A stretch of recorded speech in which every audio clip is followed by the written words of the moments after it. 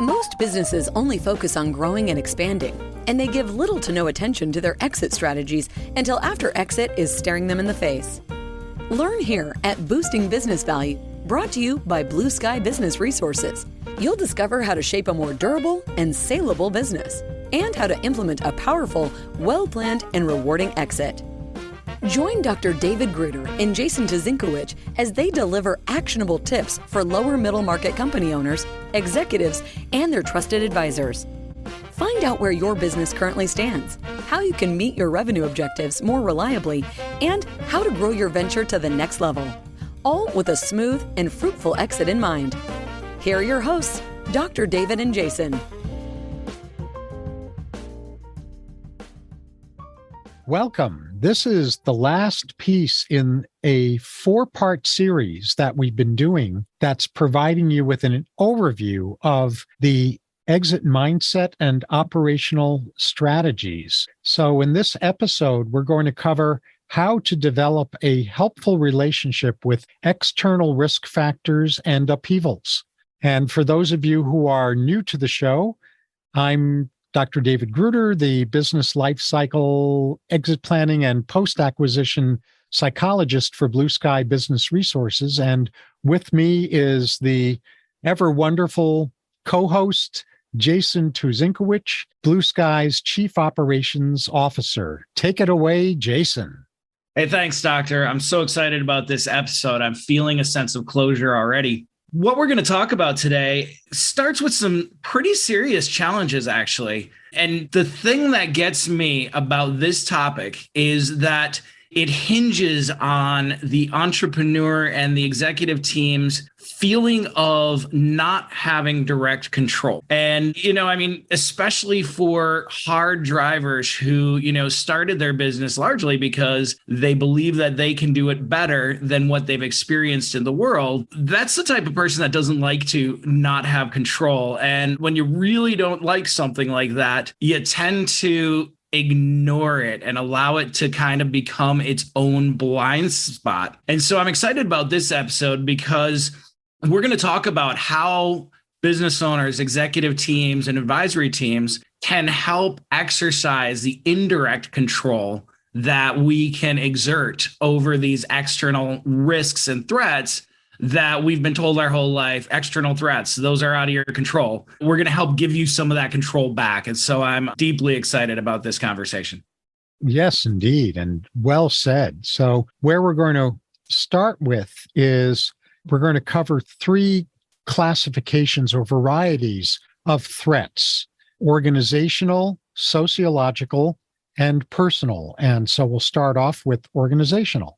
Yeah, and the organizational threats, I think this is the group of threats that people are most aware of or comfortable with. This is kind of the Porter's 5 forces group of threats, where you're talking about how much power can your suppliers exert over you in bargaining the sale of resources and supplies. On the other side of the equation, how much power do customers have in bargaining with you and exerting their will into your operations? Are there threats of customers substituting a different product for yours? And are there threats of disruption, brand new products hitting the marketplace that make your product or service offering irrelevant or less appealing? And then, all of this kind of plays into what does the overall competitive environment for your operation, what does that look like? Is it a race to the bottom type of environment? Is it fragmented where there are a lot of people doing their own thing and it's just a matter of who gets in front of the customer first that wins the race? What does that environment look like? Because that's going to dictate your revenue model. It's going to dictate your marketing and branding approach. It's going to dictate a lot of things. And then outside of the organizational, some of the less known or appreciated external factors, but still in the grouping of external threats that people understand exist, are the sociological threats. And that's, the economy. A lot of people are paying attention to economic external factors from COVID through the supply chain issues and inflation. Also, national and international political environments. Are there trade wars? Are there tariffs? Are foreign governments going to do something that disrupts your ability to sell it in their economy? And finally, within this sociological bucket is disruption of social norms. When our lifestyle changes in a material way, and all of a sudden we're not having meetings in person because we have to do it on Zoom. How are those disruptions of our social norms going to impact your ability to conduct business? And so, those are two of the three. Doctor, you're going to talk about the one that I think people don't think about the most. And so I'm excited for you to surprise and wow them with this one. Well, thanks. And we're focusing in this episode on external risks and threats, not the internal ones in your own company, which we might want to cover in another episode, actually. But the important interplay between external threats and us and you as the CEO or as an executive or as a founder has to do with our attitude about what we can and can't do with external risk factors and threats. And what that personal level response is, either an empowered response and a response that says, yes, I'm not the boss of those external factors. And yet there are a lot of things that I can do and we can do inside my company to deal with those external factors and actually turn certain external factors that seem negative on the surface into great business opportunities for us. What interferes with that kind of positive attitude and mindset about external risk factors and threats is something that in psychology is referred to as learned helplessness. And what learned helplessness is a fancy psychobabble term for is where we've been trained to believe that we have less power, we have less impact, we have less choice-making capacity than we actually have in dealing with factors that are themselves outside of our control. And so, some people develop an allergy to personal power, which is where they are in victim mentality or learned helplessness. And some people become obsessed with and intoxicated by power, and they become the power controllers, the tyrants, where they have an overemphasized kind of relationship with power. But for the purpose of this episode, what we want to focus on in dealing with threats is you getting right with your relationship with power so that you're not imagining that you have more power over external factors than you have, nor are you in a state of learned helplessness where you think you have less power to deal with those factors than you actually have. Yes, there's danger at the extremes. Indeed. And so, of course, we're not going to leave you hanging by just mentioning those kinds of threats and risk factors, because we want to move into the meat and potatoes, if you will, or vegetables, if you're vegetarian, of this episode, which has to do with there being different operational and managerial philosophies that can mitigate the power that those threats can have over your company if you have right relationship with power, if you're not in learned helplessness. And so we're going to go through those three categories again in terms of organizational, sociological, and personal. Fantastic. Yeah, this is the part that I get excited about because we're going to take the power back. And we always want to give our business owners and their advisory team the ability to control their own future and destiny. So this is going to be great fun. So we're going to start with the organizational items again. And when we look at both the bargaining power of suppliers and the bargaining power of customers, it starts with diversification, limiting your concentration. And this can be in a lot of different ways.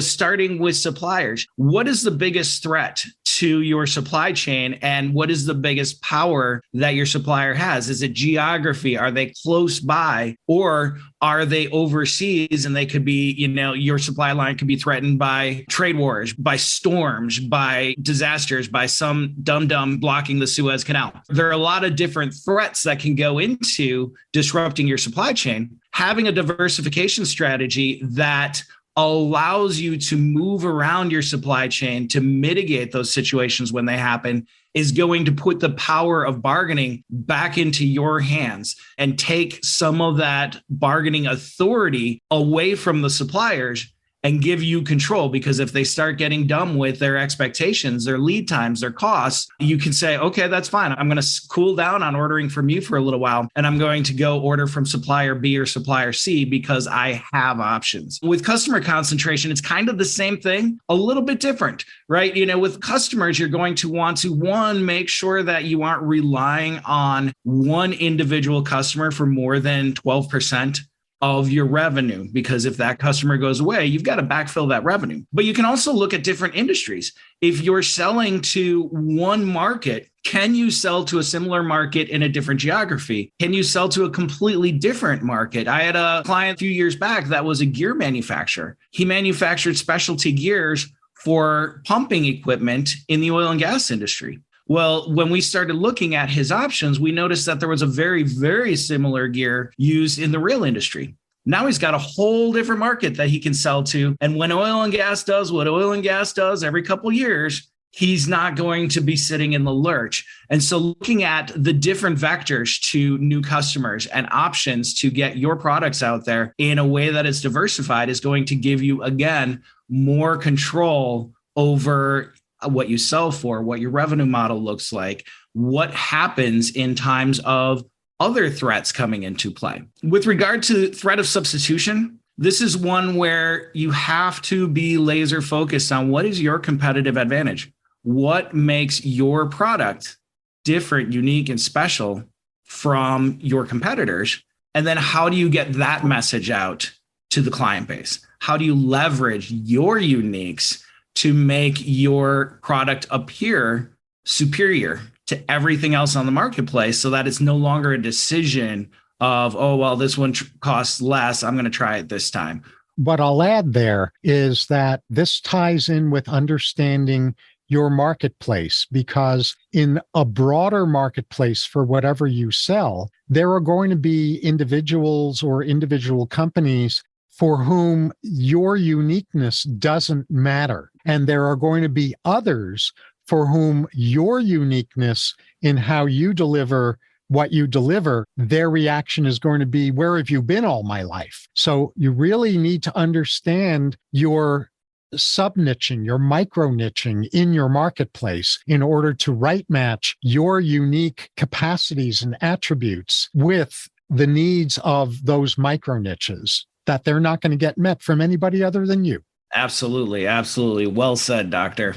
And the last one is you want to look at, how do you become an innovation company? How do you lead the way in your marketplace so that rather than being worried about disruption, you are the disruptor? And in the competitive environment and the threat of substitution, the simplest analogy that I always think about is a farmer's market. If you ever go to a local farmer's market, all the farmers are selling basically the same produce because it's what grows in that region. But one farmer may have the most beautiful stand. Another farmer is giving away free recipe sheets to use the produce that they're selling. Another one may have jams or other products that they've already turned their vegetables into that you can buy. And so it's a matter of figuring out, when you're in that marketplace where everybody's growing the same thing, how do you get the sales against your neighbor who is selling the same products? And so,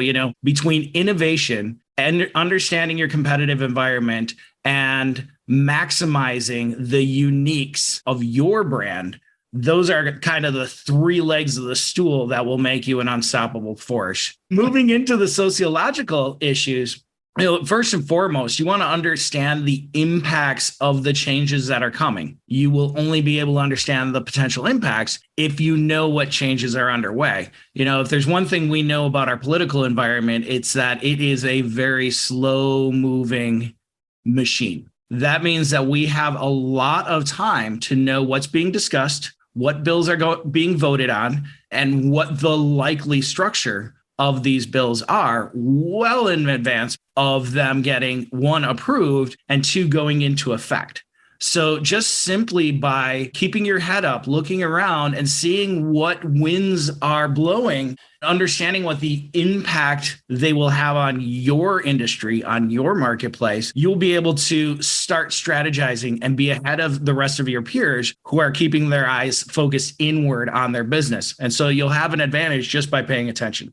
And then, there are certain environments that have different benefits. There are benefits to an inflationary environment. It's a great time to pay off debt in real money, right? Because that money is worth less.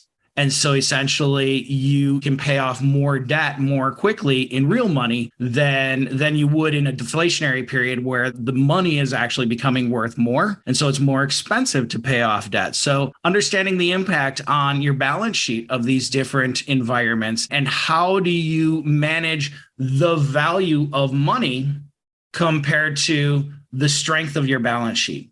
So that's one thing that you can look at, understanding what your balance sheet is telling you, when to stock up on your inventory for a lower cost. If you see prices rising, you may want to go from a lean inventory to a surplus inventory so that you're buying before the prices go up or at the lower end of increasing prices. And then you can sell your finished goods at that increased price. You can actually improve your margin by paying attention and getting ahead of these things. Now, obviously, you don't want to bet too big and end up carrying a bloated inventory that you'll suffer attrition or damage to, but making those smart decisions and making the small adjustments. I always say you've got three financial statements, right? You've got your income statement or P&L, which is the picture of your history, where you've been. You've got the statement of cash flows, which is your present day. Where are you at as a business today? And then you've got your balance sheet, which is the prognostication of your business future. And so when you're talking about these sociological threats, you're really going to want to pay a lot of attention to your balance sheet and do most of your work in balance sheet management. And then, you can also have tax strategies. If in an environment where prices are going up, maybe you want to do last in, first out inventory management for tax purposes because you'll carry more costs on your balance sheet. And if prices are going down, you might want to revert back to first in, first out, because again, you're going to be carrying more value on your balance sheet for tax purposes. Now, some of these structures are literally just gaming your taxes. But hey, if you can lower your tax burden by a reasonable amount using legal, generally accepted accounting principles, why not, right? And then understanding different factors, like how did the trade wars that were going on, with China a few years back, how did that impact your position in the marketplace? If you're selling locally US products while there's a trade war going on, you're going to have a decided advantage locally because the imported products are necessarily more expensive because of the tariffs. And on other sides, when there are free trade agreements, you may have similar access to being a low-cost leader or an innovation leader in a foreign market because you're not being charged a premium in the way of tariffs to sell overseas. So you might have an untapped market on overseas. And then at the end of the day, it all comes down to be proactive and aware, understanding the fulcrum of, where these levers of power are acting so that you can always position your business on the long end of the stick. Give yourself maximum leverage by being the one business in your industry that's actually paying attention to these external forces and leveraging and experiencing the upside rather than being taken off guard by the downside. Mm-hmm. Yes. Well, you've just said dozens of mouthfuls there, and I love how rapidly you covered so much territory in so little time. For our viewers and listeners, what I want to invite you to do is just take a breath now, because obviously each of these factors that Jason has been unpacking need their own attention, and that never gets done all at once. We're providing a high-level overview here, not all of the nitty-gritty details around deciding how you're going to deal with each of these factors. We just want you to know what factors are on the table here in terms of external risks and threats to be aware of and to develop a plan for dealing with. And that then doubles back to the personal level of all of this, which is about our own power in dealing with these external factors and risks and threats. And what I will lead off with is a quote from a Greek philosopher that goes all the way back to 1 AD, which his name was Epictetus. And the statement of his is, people aren't disturbed by things. We're disturbed by the thoughts we have about those things. And that's where power starts to live. It's not a risk factor or a threat, whether it's internal or external, whether it's avoidable or unavoidable. It's not that external thing that's the boss of us. That external thing obviously calls upon us to make choices because we're not the boss of whether that external factor surfaces or doesn't. We're the boss of our relationship with those factors. And that goes back to the core of what power is.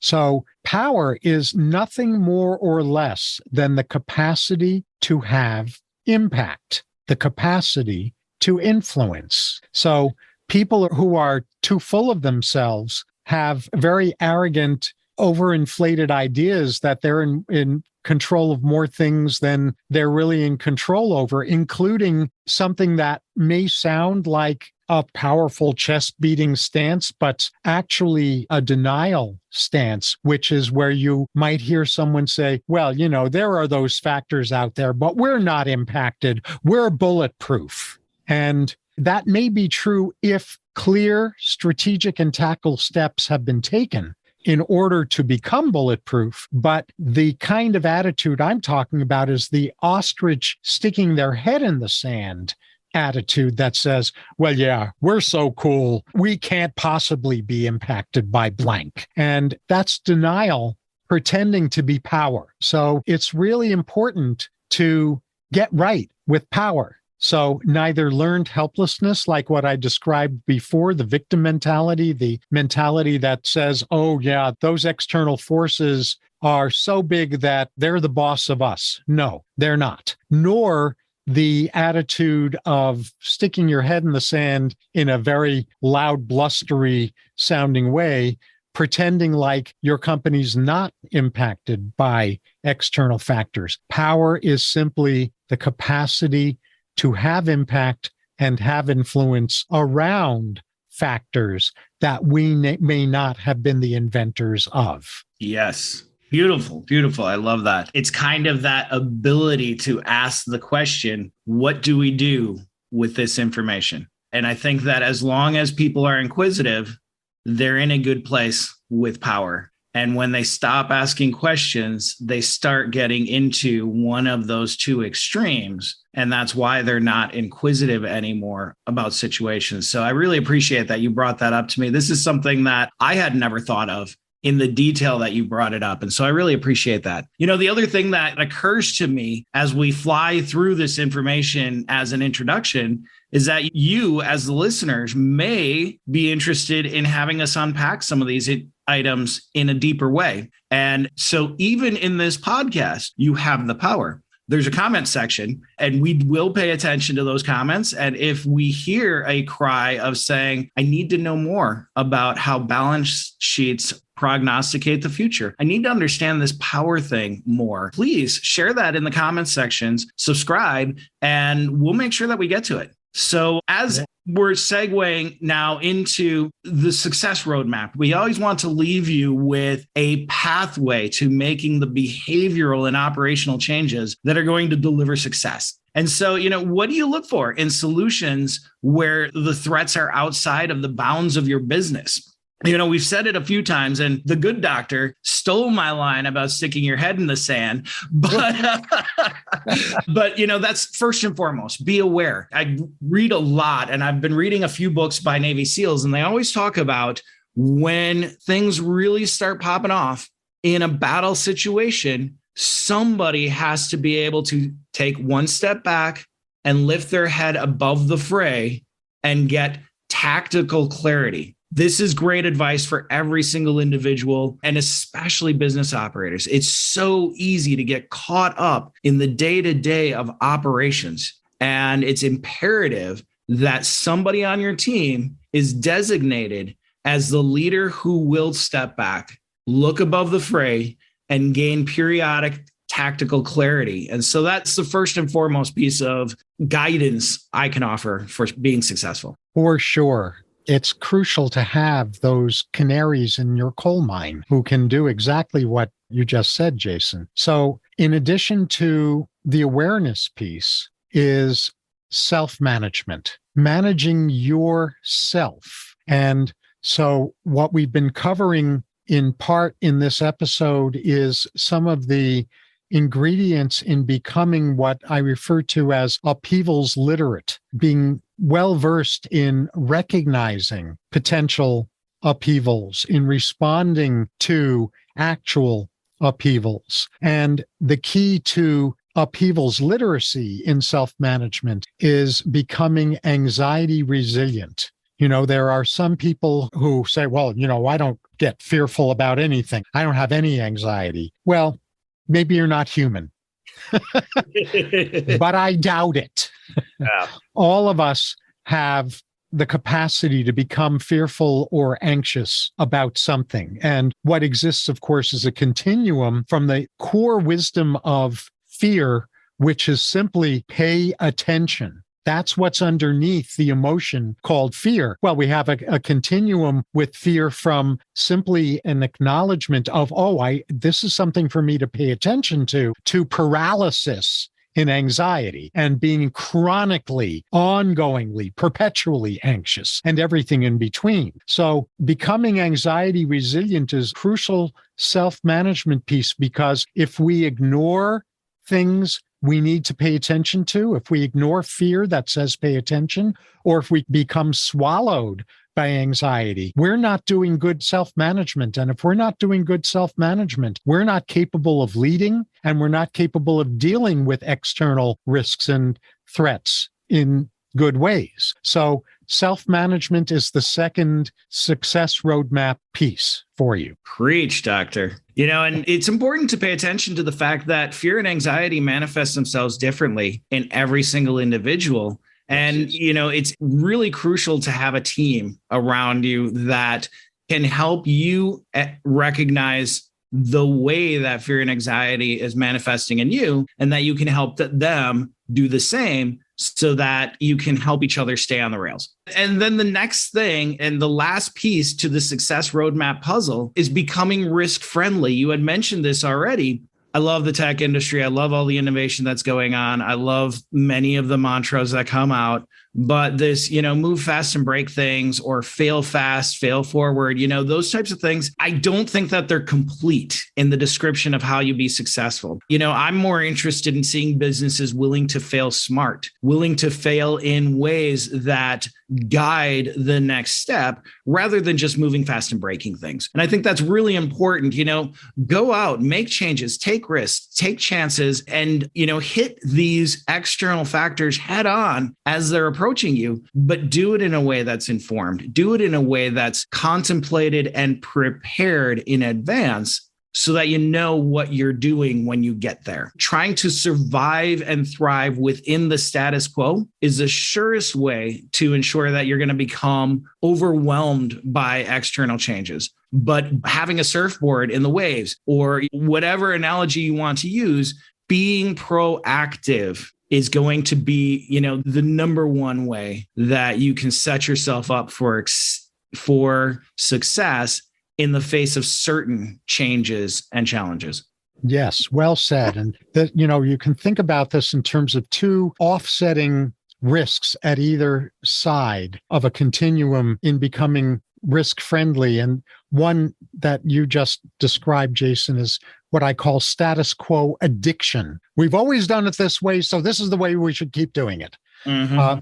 That there may be reasons to keep doing certain things because they're still working, but status quo addiction is not that. It's clinging to stuff that's outlived its usefulness, even though it's outlived its usefulness. And then the other side of that continuum is impulsivity. Status quo addiction is staying with something that's no longer working for too long after it's outlived its usefulness. At the other end is being impulsive, ready, fire, aim. That kind of approach. And that's the surest way to go down in flames because of external changes. So be aware of both of those ends of a risk imperiled continuum so that you can become risk friendly. And I love your soundbite about don't fail fast, fail smart. Thank you. This podcast has been soundbite heaven. Yes, indeed. And so we'll wrap up with a couple of final sound bites with our takeaways that we want to recommend that you really contemplate from this episode. So take it away with the first takeaway. Yeah, I'm going to end right where I started by saying, you have more control over external forces than you think. Anybody who teaches or preaches that external threats are the threats for which you have no control, they're lying to you. So just understand that you have control and then exercise thoughtfulness in how you take that control.